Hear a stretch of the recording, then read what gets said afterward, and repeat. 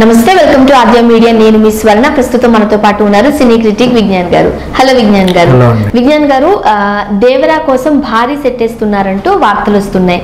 General గా చెప్పాలంటే ఆ కథ కూడా అలానే ఉంది. ఇప్పుడు ఎక్కడికో వెళ్ళి తీయడం ఇదంతా కొద్దిగా కష్టమే కాబట్టి ఇప్పుడు ఆచార్య సెట్ చూడండి, మనం అదేదో ఒక అడవిలో ఉన్నట్టు అట్లా మనం ఫీల్ అయ్యాం. సో దేవరా కథ కూడా కాస్త ఇంట్రెస్టింగ్ గానే ఉంది కాబట్టి భారీ సెట్ వేస్తున్నారంటూ వార్తలు వస్తున్నాయి. రైట్, ఏం చెప్తారు? ఏంటో ఈ మధ్య వరుస పెట్టి ఎన్టీఆర్కి వివాదాలు వస్తున్నాయి. అంటే అది ఏంటో మొన్న శత జయంతి వేడుకలకి రాలేదు అనేది ఇంకా నడుస్తానే ఉంది. ఆల్మోస్ట్ ఇంటర్నెట్లో కూడా బాలయ్య వర్సెస్ జూనియర్ ఎన్టీఆర్ అనే ఫైట్ నడుస్తుంది. ఈ రకంగా ఉన్నప్పుడు కూడా దేవరా సెట్ రామోజీ ఫిలిం సిటీలో దేవరా పెద్ద సెట్ వేశారు, టెంపుల్ ఇవన్నీ. సో వేరే షూటింగ్ కనో లేకపోతే నార్మల్గా ఫిలిం సిటీ చూడడానికనో రోజు వస్తూ ఉంటారు కదా మన వాళ్ళు. ఇక వీళ్ళు వెళ్ళిన వాళ్ళు ఏం చేశారంటే ఇది ఏదో భలే ఉంది అని చెప్పి ఆ సెట్ని ఫోటోలు తీసి రిలీజ్ చేశారు. ఆల్మోస్ట్ ఇంటర్నెట్లో బాగా వైరల్ అవుతున్నాయి Devara set pictures, temple set అని. సో ఇప్పుడు అది వైరల్ అయ్యేసరికి అందరూ ఏమనుకుంటున్నారంటే ఈయన ఇంకో ఆచార్య సెట్ వేసాడు, ఇదేమవుతుందో, సెట్లు అచ్చిరావు ఈయనకి. సెట్స్ అసలు ఎవరికి అచ్చిరావు. అట్లా గుణశేఖర్నే మనం చూస్తున్నాం, ఆయన సెట్ వేసాడా సినిమా ఫ్లాప్. ఆయన తగ్గడు, పెద్ద సెట్లు వరుడు ఏమైంది మన కళ్ళ ముందే చూసాము. అర్జున్కేమో పెద్ద ఆ టెంపుల్ సెట్ వేసాడు. ఇప్పుడు శాకుంతలంకి కూడా సెట్లు వేసారు. అఫ్కోర్స్ శాకుంతలం మోస్ట్లీ గ్రాఫిక్కే ఉందనుకో. ఈ రకంగా చూసుకుంటే ఆచార్యకి ఎందుకు ఫ్లాప్ అయింది అని చాలామంది మాట్లాడుకుంటే, కొరటాల ఇంతకుముందు ఎప్పుడు లేని ఒక కొత్త వెరైటీది ట్రై చేశాడు. సెట్టుల జోలికి ఆ మిర్చి కానీ భరత్ అని నేను ఇవన్నిటికీ సెట్స్ అవసరం లేదు కదా. అంటే నార్మల్ సెట్. ఇప్పుడు భరత్ నేను ఫర్ ఎగ్జాంపుల్ ముఖ్యమంత్రి ఒక ఆడిటోరియంకి వెళ్ళి ఫైట్ ఉంది. ఆడిటోరియం ఏముంది, ఎక్కడన్నా వేసుకోవచ్చు. ఒక ఊరు చివర మట్టిలో అందరు కొడవళ్ళు ఉంటే అక్కడ ఒక ఫైట్ ఉంది, అది నార్మల్ సెట్. ఇట్లాంటి బేసిక్ సెట్స్ చాలా ఉంటాయి. చాలా మంచిగా ఉందని అప్పట్లో వార్తలు వచ్చాయి మనకి. అసెంబ్లీలో చేసినంత మంచి అసెంబ్లీ సెట్ అవి మనకు కావాల్సినవి. అంటే ఇప్పుడు హాస్పిటల్, కోర్టులు ఇట్లాంటివన్నీ మనకంటే సిట్యువేషనల్ సెట్స్ అన్ని మనకి ఎప్పుడూ ఉంటాయి, అవైలబుల్ ఉంటాయి. ఇప్పుడు ఎయిర్పోర్ట్, రైల్వే స్టేషన్ ఇవి రెగ్యులర్ సెట్స్. కాకపోతే ఒక క్రియేటివ్ సెట్స్ వేస్తారు చూడు, డిఫరెంట్ గా ఏదో ఒక కొత్త ఊరుని, కొత్త ప్రపంచాన్ని సృష్టించినట్లుగా సెట్స్ వేస్తే కొంతమందికి వర్కౌట్ అవుతుంది, కొంతమందికి అవ్వదు. మోస్ట్లీ ఇట్లాంటి సెట్ల జోలికి ఇప్పుడు సుకుమార్ వెళ్తాడు.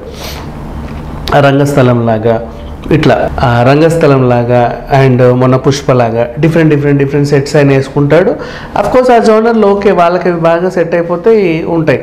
కొంతమందికి అచ్చి వస్తాయి, కొంతమందికి అచ్చి రావు. గుణశేఖర్కి కూడా సెట్స్ అచ్చొచ్చిన సెట్లు కూడా ఉన్నాయి. ఇప్పుడు ఒకటిలో చార్మినార్ సెట్ అచ్చిరాలా వచ్చింది కదా, అది పెద్ద హిట్. అప్పట్లో చిన్నప్పుడు అమ్మా తీసుకొచ్చి చార్మినార్ అక్కడ పెట్టారని చెప్పి ఎంత పెద్ద వార్తలు అప్పట్లోనే. అండ్ నెక్స్ట్ అలాగే మొన్న సర్కార్ వారి పాటలో ఏమో కంప్లీట్ కొండారెడ్డి బురుజు సెట్ వేసేసారు. సో ఈ రకంగా చూసుకుంటే సెట్లు కొంతమందికి అచ్చి వస్తే అచ్చి రావు. ఆచార్యతో ఈయనకు అసలు సెట్లే అచ్చి రాలేదు. అచ్చి వస్తుంది అచ్చి రాదు అనేది ఏంటంటే, మోస్ట్లీ దీంట్లో చాలా మంది శంకర్ని అంటారు. శంకర్ పాటలకి విపరీతంగా ఖర్చు పెట్టి పెద్ద సెట్లు వేస్తాడు, కానీ మెయిన్ సినిమాకి అసలు పట్టించుకోడు అని చెప్పేసి అంటారు. ఇప్పుడు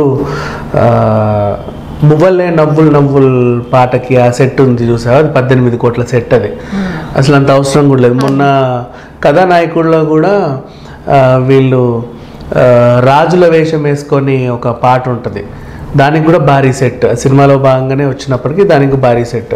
సో సెట్లు కొంతమంది కలిసి వస్తాయి, కలిసి రావని చెప్పేసి వార్తలు వస్తాయి. ఇప్పుడు ఈ దేవరా సెట్ ఏదైతే ఉందో బాగా వైరల్ అవుతుంది. చాలామంది కూడా చెప్తున్నారు, నువ్వెందుకు అనవసరంగా లేనిపోని జోనర్స్కి వెళ్తున్నావు, నువ్వు ఎన్టీఆర్ని ట్రైబల్గా చూపించాలనుకున్నావు, ఆ ట్రైబల్ సెట్ వేసావు, మొన్నటి వరకు బాగానే ఉంది. ఆ ట్రైబల్ సెట్ అంటే ఇప్పుడు ఫర్ ఎగ్జాంపుల్ మగధీర టైపు, లేకపోతే ఇంకేదో సినిమా టైప్, అట్లా ఆ మాత్రం ఇనఫ్. ఇప్పుడు కొత్త ప్రపంచాన్ని నువ్వు సృష్టించాలనుకుంటున్నావు, అది ఎంతవరకు ఉంటుందో చూడు. ఇప్పుడు ఆచార్యలో కూడా 2 సిద్ధవనం అని ఆవనం అని కానీ ఒకటి ఇక్కడ మెచ్చుకోవాల్సింది ఏంటంటే ఇప్పుడు మనం శాకుంతలం సెట్ లేకపోతే ఈ కొన్ని చూసినప్పుడు తెలిసిపోతాయి ఇది గ్రీన్ మ్యాట్ మీద అట్లెట్లా ఏదో చేసి పంపించేసారులే అని. బట్ ఆచార్యలో అది నిజంగా ఉన్నట్టు ఆ ధర్మస్థలి అన్నది నిజంగా ఉన్నట్టు మాత్రం చూపించడంలో సక్సెస్ అయ్యారు. అదోకేలే, సక్సెస్ ఎట్లా అవుతారో ఆర్ట్ వర్క్ బాగుంటాయి, పెద్ద విషయం అని కాదు. కాకపోతే ఏంటంటే నీకు అచ్చిరాని కొత్త ప్రపంచాలు నువ్వు సృష్టించకు అని చెప్పేసి చెప్తున్నారు అంతే. జనరల్గా బయట ఇప్పుడు అది భరత్ అనే నేను 4 ఊర్లో ఒక రోడ్డు ట్రాఫిక్ అన్నావు, యూఎస్ అన్నావు, ఆంధ్రప్రదేశ్ ముఖ్యమంత్రి అన్నావు, ఇంకేదో అన్నావు, ఓకే మిర్చి అన్నావు, అదో 4 ఊర్లు తిరిగావు అంటే నిజంగా ఉన్నవి రియాలిటీగా నువ్వు చూపిస్తున్నావు. క్రియేటివ్గా నువ్వు ఒక లోకాన్ని సృష్టిస్తే అది నీకు వచ్చి రావట్లేదు. ఆ సృష్టి నీకెందుకు? అలా సృష్టించుకునే వాళ్ళు కొంతమంది ఉన్నారు. ఇప్పుడు దర్శకేంద్ర రాఘవేంద్రరావు ఉన్నాడు, సాహస వీరుడు సాగర కన్య అంటాడు. అంటే ఒక జలకన్యకి ఒక మనిషికి లింక్ పెట్టి ఒక లవ్ స్టోరీ, జగదగివిడి అదిలో ఒక సుందరి, అదొక అంటే వాళ్ళకి వచ్చినాయి ఆ జోనర్లు. వీళ్ళు కూడా అరే ఇదేంటి భలే ఉంది, సాగర కన్య ప్రేమించడం ఏంటి అదేంటిదంటే నీ బట్టి కనెక్ట్ అయ్యారు. అండ్ గుణశేఖర్ ఏంటంటే రెగ్యులర్ కథలే ఉంటాయి, కాకపోతే ఆ సెట్లు మాత్రం బీభత్సంగా వేస్తాడు, అదొక డిఫరెంట్. ఇక్కడ ఈయన ఏం చేశాడు, కొరటాల ఒక కొత్త ప్రపంచాన్ని సృష్టించాడు. కొత్త ప్రపంచాన్ని సృష్టిస్తే అది మనకి సెంటిమెంట్ పరంగా వర్కౌట్ అవ్వాలి, బేసిక్ అవ్వాలి. ఎందుకంటే ఇప్పుడు భైరవ ద్వీపం ఒక ద్వీపంని సృష్టించారు, అది వాళ్ళ కనెక్ట్ అయింది. ఆదిత్య 369 ఒక 2 లోకాలని సృష్టించారు. బట్ కొత్త లోకం అంటే ఫ్యూచర్ తర్వాత సంగతి, పాత లోకం మనకు తెలిసిందే కృష్ణదేవరాయ, అది మనకు చూపించారు. అంటే సగం క్రియేటివిటీ సగం పాతది. ఇట్లా ఉన్నప్పుడు నువ్వు ఒక కొత్త ప్రపంచాన్ని సృష్టించకు, నీకు వచ్చి రావట్లేదు. ఇప్పుడు ఎన్టీఆర్ కూడా జరిగేది అదే, ఒక కొత్త ఐలాండ్లో ఎవరికి భయం అంటే తెలియదు, కానీ ఒకరికి భయపడతారు, అతనే ఈ దేవర. అసలు నీకు ఎందుకు భయపడతారు, వాళ్ళకి భయం అంటే ఎందుకు తెలియదు, ఈ కథ అంతా చెప్పి ఒక జోనర్ అనుకున్నాడు. అప్పుడే చాలామందికి భయం వేసింది. బట్ అయినా సరే ఎన్టీఆర్ని ట్రైబల్గా గ్లోబల్ వైజ్గా ఇష్టపడుతున్నారు, ఎందుకంటే ఆల్రెడీ ఆర్ఆర్ఆర్గా ఆయన ట్రైబ్గానే వెళ్ళాడు కాబట్టి ఇతను ట్రైబల్ కైండ్ ఆఫ్ సినిమాలు ఈయనకు సక్సెస్ అవుతాయి అనే ఒక సెంటిమెంట్ తో వీళ్ళు ఇది జూనియర్ ఎన్టీఆర్ గారి తరపు నుంచి అయితే వర్కౌట్ మోడ్ లోనే ఉంది. అవును, బట్ మనం కొరటాల శివ గారి యాంగిల్ లో చూస్తే మాత్రం తేడా కొట్టేలాగా లేదు. కాబట్టి కొరటాల తేడా తీడు బాగా చేస్తాడు. కాకపోతే ఏంటంటే ఆయన రెగ్యులర్ స్క్రిప్ట్లు రాసుకున్నప్పుడు ఓకే, క్రియేటివిటీ జోలికి వెళ్తే ఇలాంటి ఏమన్నా ప్రాబ్లమ్స్ వస్తాయేమో అని చెప్పేసి వీళ్ళకి అనిపిస్తుంది. బట్ ఎంతవరకు ఈ సెట్స్ గురించి నాకు తెలియదు. బట్ ఓవరాల్గా అయితే టెంపుల్ సెట్ నిజంగా ఫిలిం సిటీలో చాలా బాగుంది. అండ్ ఇదేంటి ఈ శంషాబాద్ దగ్గర వేసిన సెట్ కూడా చాలా బాగుంది, ఐలాండ్ సెట్ కూడా చాలా బాగుంది. అవైతే చాలా బాగున్నాయి, అందంగా చూడడానికి మాత్రం సెట్ బాగుంది. జూనియర్ ఎన్టీఆర్ గారి గెటప్ కూడా బాగుంది. కొంచెం కథ మీద గ్రిప్ పెట్టుకోగలిగితే ఆచార్యలాగా సగం సగం కాకుండా, ఎందుకంటే అంత పెద్ద డైరెక్టర్ అయ్యుండి కొంచెం నెగ్లిజెన్స్ ఉన్నాయి. బట్ దీంట్లో నాకు నమ్మకం ఏంటంటే ఆచార్యలో ఇప్పుడు ఆయన నిలబెట్టాలి ఈయన నిలబెట్టాలి అనే కోణంలో ఆయనకి ఏదో తడబడ్డాడు. ఇక్కడ ఒక ఆయననే కదా నిలబెట్టాలన్నా ఏం చేయాలి. జూనియర్ ఎన్టీఆర్ కూడా కాస్త సపోర్టివ్ గానే ఉండొచ్చు, ఇలా చేద్దాం అలా చేద్దాం అని ఇద్దరు ఒకటే మాట మీద కూడా వెళ్ళి ఉండి. అండ్ సెట్స్ జూనియర్ ఎన్టీఆర్ కి బాగానే ఉంటాయి, ఎందుకంటే యమదొంగ అంత పెద్ద సెట్ చేయాల. సో నాట్ బ్యాడ్, అట్లా ఏం తీరు. అండ్ ఒక ఫ్లాప్ వచ్చింది అంటే నెక్స్ట్ ఎప్పుడైనా కసితో పనిచేస్తారే తప్ప దాన్ని కంటిన్యూ చేయాలని ఎవరు చూడరు.